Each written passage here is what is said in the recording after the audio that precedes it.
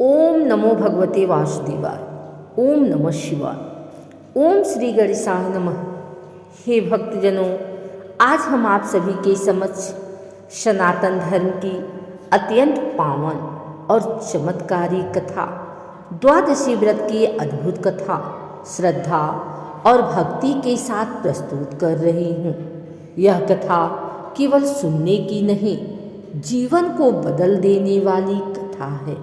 जो भक्त श्रद्धा से इस कथा को सुनता है, ध्यानपूर्वक इसका मनन करता है और द्वादशी का सम्मान करता है, उसके जीवन से रोग, कष्ट, दरिद्रता, भय और पाप सदैव के लिए समाप्त हो जाते हैं।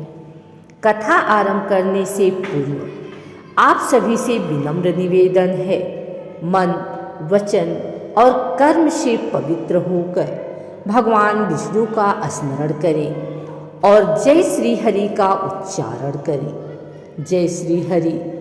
सनातन धर्म में द्वादशी तिथि भगवान विष्णु को अत्यंत प्रिय है। यह तिथि पापों का नाश करने वाली, पुण्य को बढ़ाने वाली और मोक्ष का मार्ग खोलने वाली मानी गई है। जो मनुष्य द्वादशी का अपमान करता है, उसे जीवन में बार बार कष्ट भोगने पड़ते हैं, और जो श्रद्धा से द्वादशी का व्रत करता है, हरि नाम का स्मरण करता है और दान पुण्य करता है, वह इस लोक में सुख और परलोक में वैकुंठ को प्राप्त करता है। बहुत समय पहले की बात है। नैमिषारण्य के पवित्र वन में महर्षि सूत जी विराजमान थे। अनेक ऋषि मुनि उनके चरणों में बैठे हुए थे। तभी शौनक ऋषि ने प्रश्न किया, हे सूत जी, कृपा करके हमें यह बताइए कि द्वादशी व्रत का वास्तविक महत्व क्या है और यह व्रत मनुष्य को कैसे दुखों से मुक्त करता है। सूत जी बोले, हे ऋषियों, आज मैं तुम्हें द्वादशी की ऐसी अद्भुत कथा सुनाऊंगा जिसे स्वयं भगवान विष्णु ने देवताओं को सुनाया था। यह कथा सुनने मात्र से मनुष्य का जीवन पवित्र हो जाता है। प्राचीन काल में हरिपाल नाम का एक धर्मपरायण राजा था।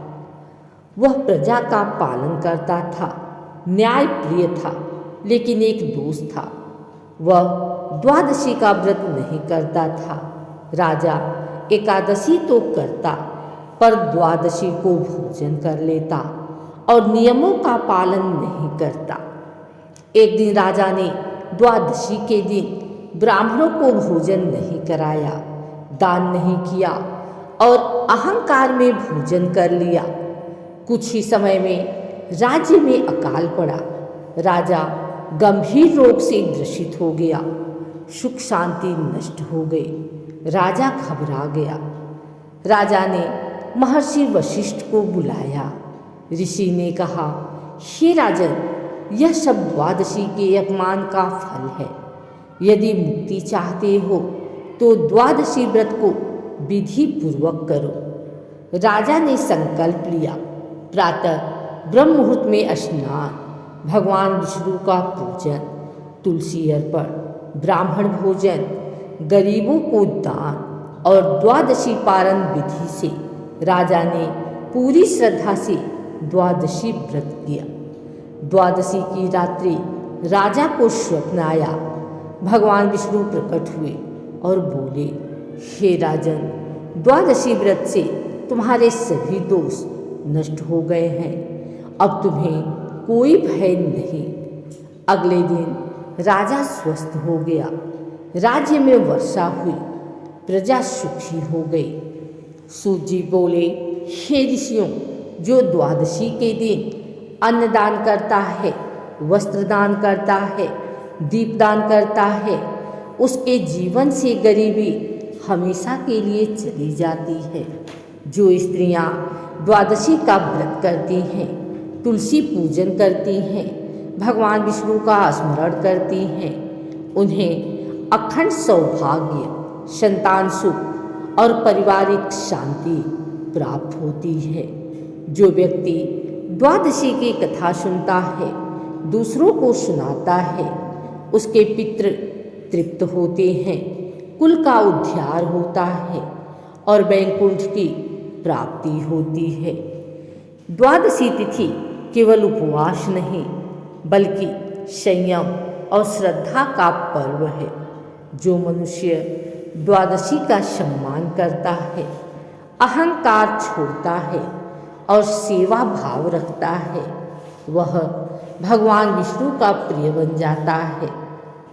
जो भक्त इस कथा को पढ़ता है, सुनता है और सुनाता है, उसे 100 एकादशी व्रत का फल, गंगा स्नान का पुण्य और मोक्ष की प्राप्ति निश्चित रूप से होती है।